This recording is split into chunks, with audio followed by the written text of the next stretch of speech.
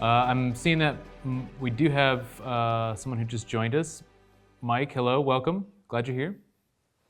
Hey guys, thank you. I'm been double booked. I was at the seed saving deal, and I was trying to get it to work out so I could do half an hour there and half an hour here, but didn't quite work out. I do have a specific question when you guys have a minute. We got it. Sure. Take it. Yeah, go right ahead. I loved your presentation. It was, especially the weeds, fantastic. I'd like to get some of the, can't remember the name of it, start with a G. Gallant-Soga. Yeah. That sounds, we do have purslane and amaranth growing wild here. We haven't eaten it. We've eaten other things, but not that yet. So we'll get to that. I'm curious about what to sow with garlic. I've tried clover, and it didn't seem to help real well. So just your insight on that would be great. Well, that's really great to hear that, because we were just speculating on how we thought clover would be good. So when did you plant the clover? Can we ask you some questions first before we give some answers? Yeah.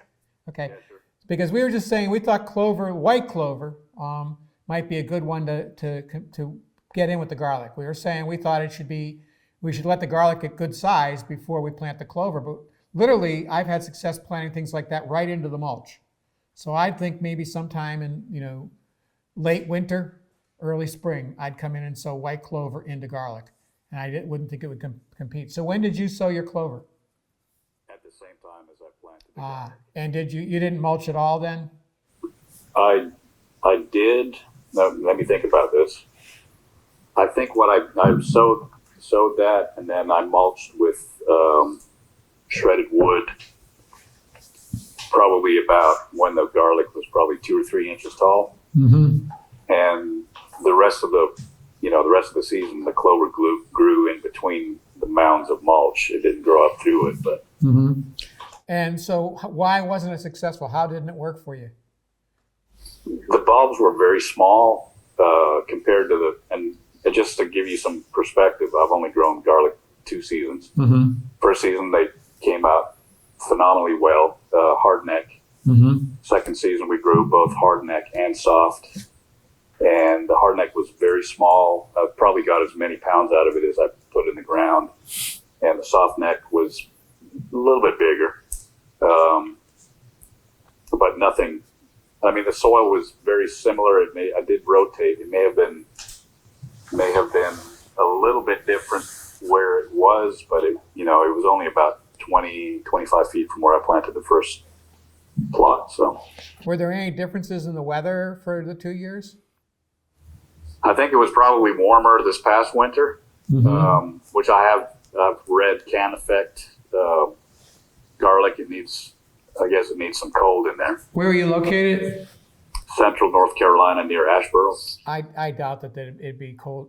I mean, you still get plenty of nights in the low 20s, right? Last year, not so many. No, we probably only had half a dozen. Uh-huh.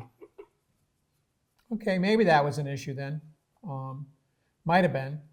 I'm wondering if the clover could have had much of it. If the clover was spaced from the garlic by the wood didn't get incorporated though, right? The wood stayed on top. Yes. Yeah. But the clover had the mulch keeping it from growing up against the garlic. Yes. Yeah. I just can't imagine that the clover could have really done anything harmful to that garlic. I'm guessing that there were other reasons why that didn't work. Yeah. Okay. Well, I think you've helped me kind of solidify my speculation on it as well. So. Yeah. And what clover did you say it is? I think it was Dutch. A white. Mm-hmm. Yeah. It's just not that aggressive anyways. I mean, it's not like it won't try to move into a space, but that mulch probably kept it from doing, a whole lot of competition. I would, if you're going to try it again, I would wait. I'd let the garlic get established, nice and big, so that it's going to rule always, and then put the clover in. Yeah, I will definitely try that this season. When you said late winter, like February, is that what? Yeah, I mean, that time when we're thinking about frost seeding, when the heaving and the thawing helps to kind of pull the clover down in, and then put it out when there's going to be a good rain, so it gets to germinate. And I just don't think at that stage there's any likelihood that it's going to cause competition, and it will just mean that you'll have clover established when you're pulling your garlic. I don't know that it's going to do a lot for the garlic. The one thing I was speculating on, we talked about early on, was in the mountains here, we have years where we have to pull our garlic early because it's so wet. And we just know the garlic isn't going to, there's a certain point where even though it could still get bigger, if you don't pull it, it starts to split apart from it being so wet. And I wondered if having a cover crop growing so close to it would make that wetter. But as I think about it, I'd almost think it might make it drier because those plants are taking moisture up and respiring. So it would hold some moisture in, but the mulch is holding the moisture in anyways. So that's still to be experimented with. I haven't really grown cover crops between my garlic, but I'm getting ready to do it this year. I've also thought about coming in good and late and planting things like purslane that I know aren't going to compete. But I could get a nice crop of purslane in, planting it sometime in May. I'm not going to be pulling my garlic until late June, early July anyways. Another thought I thought was early on, and this is all, we said it before, but I'm happy to share it again. I have decided to play with the strap leaf cress as just something that's really fast. And so I'm thinking first thaw in March or something to sow cress and just see, do I get enough to make it worth harvesting? And meanwhile, I've got plants, pumping a little bit more into the soil around the garlic. I wouldn't put a lot of that in, but those are the kind of things I'm going to play with. I'm just looking at all that garlic, which we have totally mulched. We're fortunate we get leaves delivered. So we mulch the heck out of it. It does great. But there's only a certain amount of green in a garlic bed, and I'm just thinking I can get more green there. I can get that solar depositor to keep depositing a lot more energy into my soil. So garlic is one that I want to play with. I haven't done that much with it. And I'm real interested to hear what you did. And yeah, I try waiting. Let your garlic get established and then try again. And side note, just to put a plug in, if anyone else is interested in garlic, the garlic talk that is at this conference is by Richard Boylan. It's excellent. Oh yeah, Richard grows great garlic. I've bought seed from him a bunch of times. That's our 10-minute alarm. Sorry, everyone. He grows really nice garlic. Yeah, I'm sure he's got lots to share on garlic. And ask him if he's ever tried any plants in between it. That'd be interesting to hear if he did. Mm-hmm. Yeah, I would like to speak with him about it. But his talk is excellent, just in case you're interested in that. It's jam-packed with good info.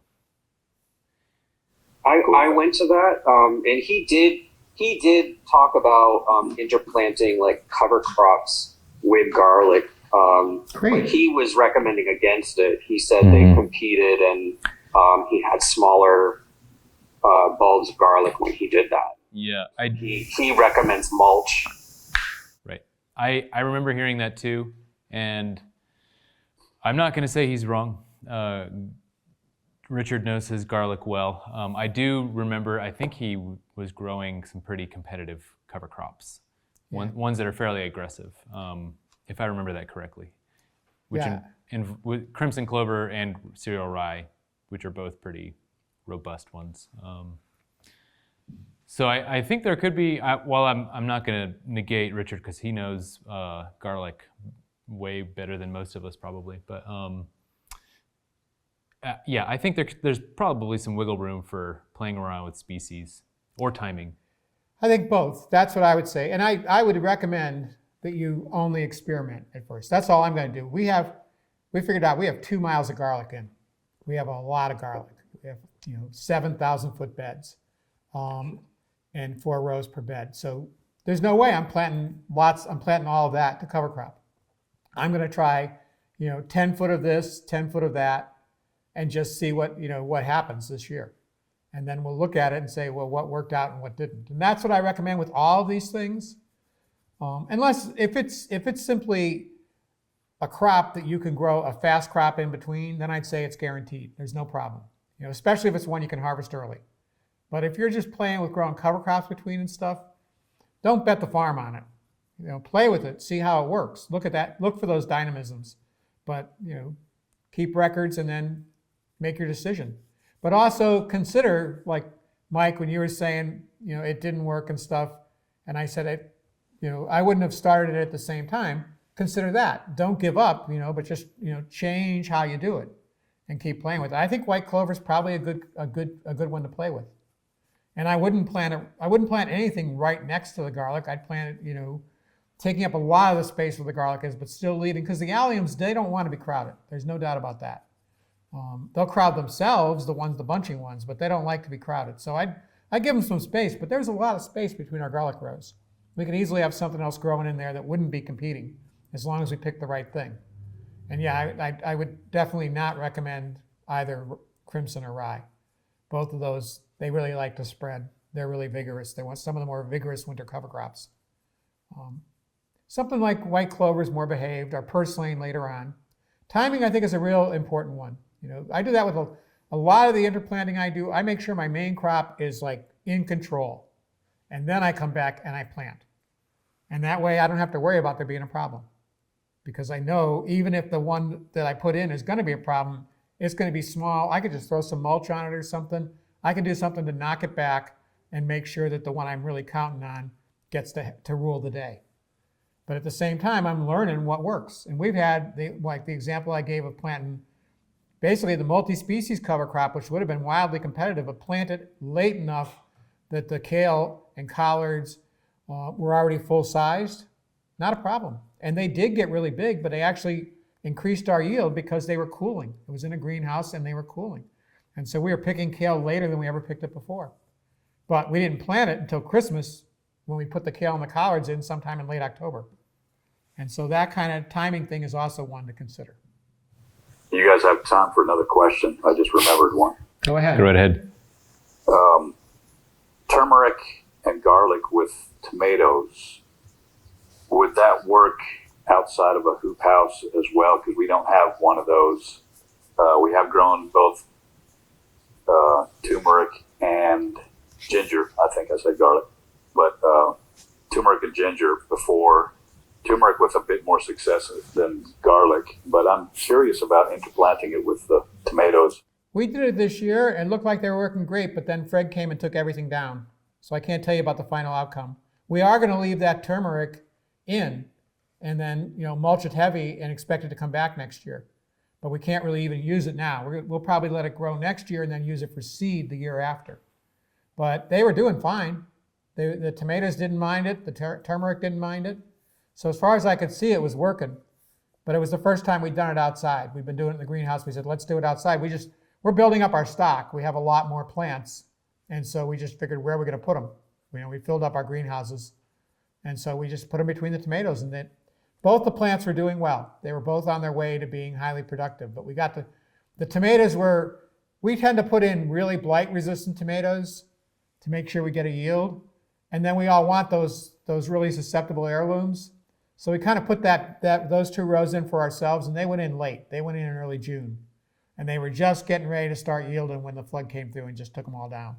So we don't really know. We couldn't really compare to see if they affected yields. In the greenhouse, we haven't found a major, we haven't done it, I'll readily admit, we have not done a trial where we grew them without turmeric and ginger and grew them with and compared. But as growers who've been growing in those greenhouses for years, we weren't seeing enough of a reduction in yield that it bothered us. And we would know, we would definitely know if the yield was off by 30% or something. Was it off by 10 or 15%? Could have been. We wouldn't have noticed. We wouldn't have cared. But especially because of the very large harvest of ginger and turmeric that we get in the greenhouses. So yeah, I'd play with those. I think that there's a good chance that they'll work fine. Part of the inspiration, like I said in our video, is that according to U-Level, both turmeric and ginger are dynamic accumulators. They should actually be helping the tomatoes. And our tomatoes certainly have done great wherever we've done it. They haven't been negatively impacted, I'll say that. And when do you plant the tubers into the ground for turmeric and We put them in at the same time as the tomatoes. And we always wait for outdoor on turmeric and ginger until it's good and warm. So here in the mountains, we wouldn't really put them in until probably the middle of the last week of May, just because we can get some pretty harsh cold before that. We can even get frost. But that's about when we do it. If you're further south, you could probably put them in sometime in May. Okay. About when you put peppers in. Peppers and eggplant don't like to go out in the cold either. So I'd say when you're putting peppers and eggplant in, you can put the turmeric and the ginger in. And one thing I just want to throw out there, because there's been quite a bit of conversation around disease in tomatoes, particularly if you're growing heirlooms, which is like their main fallback is that they're way more susceptible to disease.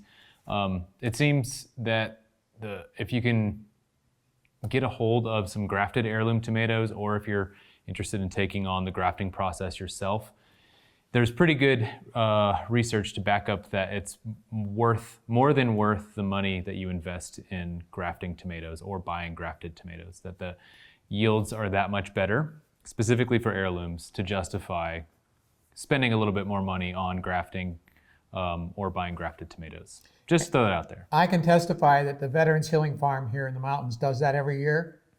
And it's, even if they're not more disease resistant, they've produced so much before the disease gets them that you're still better off. So I was pretty impressed. And we haven't done that. I've done grafting, but I've done it for our greenhouse tomatoes. But I'm thinking this year I might play with grafting for our heirlooms. Yeah. Just to see what it does. Just throw that idea out there. I know that's a little bit off topic here, but for those of you who are tomato growers, particularly trying to do the heirloom thing and up against the disease issues, it can make a big difference. We did a study at Lomax Farm, which is CFSA's research farm, and came up with a 25 to 30% yield boost, which like more than paid for itself in income. So yeah, I can testify to that for the greenhouse tomatoes too. They definitely. We didn't get more tomatoes. We got bigger tomatoes. Yeah, we got probably 50%, not 50%, but 40% bigger on some of them. So that matters for sure. And that means that if your ginger and turmeric are doing very well and they're very vigorous, then they can stand up to that. Part of the inspiration for doing turmeric and ginger in between tomatoes is because they are edge plants. They want some shade. So they actually don't mind the fact that they're going to be somewhat dominated by the tomatoes. Though I will say that in the slide that we show, we're growing Czech bush, which is a determinate. It's really a great tomato because it produces like an indeterminate, but it's a determinate. And in the case in the greenhouse with ours, the turmeric is actually getting bigger than the tomatoes. But that didn't seem to bother the tomatoes anyways. They still produce fine. So I think that they get along well. And I think that's one to play with. Yep, I second that. Well, y'all, we've hit 6 o'clock. We've got maybe just a minute or two to wrap up. We've got another session coming in at 6:15, so I want to clear out before they get here. Any final questions before we call it good? Does grafting affect taste or flavor? Does it affect the taste or flavor? That's a good question. Well, it'll make for bigger plants. So if you believe that more photosynthesis makes better flavor, I do, But I can't say that I did taste test. I kind of had. We grow a couple of greenhouse tomatoes that I think are real flavorful, and I just went to those and I just eat the heck out of them, and I didn't pay attention to which ones have been grafted and which ones hadn't. They all I thought were pretty flavorful. So I don't know that it made a huge difference. If there was a huge difference, I probably would have noticed it. But I'd say anytime you have more leaf mass, then you're going to have some more flavor. So. Mm-hmm. Yeah, I understand the concern behind that though. If not knowing what the flavor profile of those grafting, the rootstock ones are, it seems that reasonable to expect they're imparting a lot of beneficial things like disease resistance or vigor, and maybe something about flavor too. But I don't know that we know much about the rootstock flavor profile. I understand the concern, but I'm gonna go with Pat's explanation. Yeah, we definitely didn't see a diminution of flavor. I just didn't know that it increased the flavor, but they tasted just as good, that's for sure. Might they have been a little better? Unfortunately, that time of year, since we weren't doing science and I was just eating them, I was just too busy eating them to pay attention to if one tasted a little better or not. They were all darn good. That's what I know. They weren't great because they weren't heirlooms, of course, but they were very good. We picked the most flavorful of the greenhouse tomatoes. Well, thanks everybody for being here for the good discussion, and we'll talk soon. Thank you, guys. Thank you. Good night. Good night.